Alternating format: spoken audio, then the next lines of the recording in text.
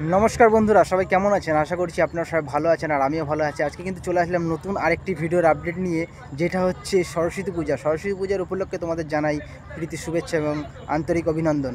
So বন্ধুরা, আজকে কিন্তু তোমাদের যেটা দেখাতে হবে সেটা হচ্ছে এই প্রথমবার কিন্তু তৈরি হয়ে উঠলো মানিকতলা ইচ্ছাপুরে যে প্রতিমাটা, সেটা হচ্ছে সরস্বতী প্রতিমা, যেটার হাইট কিন্তু অনেকটাই আছে। তোমাদের আমি জায়গায় গিয়ে বলবো কতটা হাইট, তো ততক্ষণ কিন্তু থাকো। আর ভাবলাম যে ঠাকুর দর্শন করানোর আগে ভাবলাম একবার গঙ্গা দর্শন করানো যাক, তো সেই জন্য কিন্তু আগে চলে আসলাম আমি এই গঙ্গার দেবীতলা ঘাটে, যেখানে কিন্তু এই ঘাটটা কিন্তু পুরো নতুন তৈরি হয়েছে। আমার পেছনে দেখতে পাচ্ছ, এটা পুরো নতুন তৈরি হয়েছে।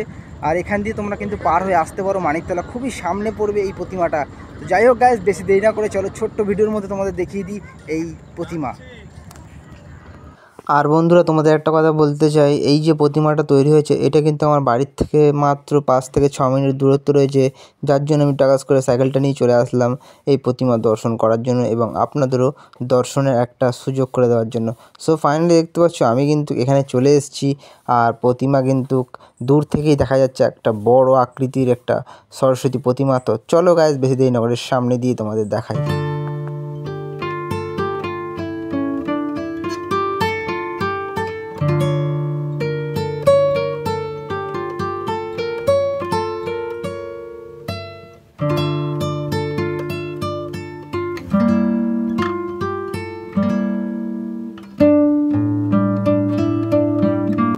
সরস্বতী প্রতিমার কাছাকাছি পৌঁছতেই বুঝতে পারলাম প্রতিমাটির হাইট 21 থেকে 22 ফুট উচ্চতা এবং খুব সুন্দর একটি প্রতিমা কিন্তু আকৃতি এবং খুব সুন্দর কিন্তু তৈরি করা হয়েছে।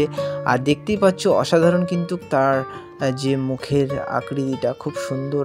এবং গিটারের সামনে দেখতে পাচ্ছেন দুটো ঘড়ি রাখা রয়েছে, মোহনবাগান এবং ইস্টবেঙ্গলের তারা একটা লোগো দেওয়া রয়েছে ঘড়িটার মধ্যে। কারণ এখানকার কিছু দর্শক যারা আছেন, যারা মানে এলাকার বাসিন্দা, বেশিরভাগ হচ্ছে ইস্টবেঙ্গল মোহনবাগানের ফ্যান। তো যার কারণে কিন্তু গিটারের সামনে ইস্টবেঙ্গল মোহনবাগানের দুটো ঘড়ি লাগানো হয়েছে।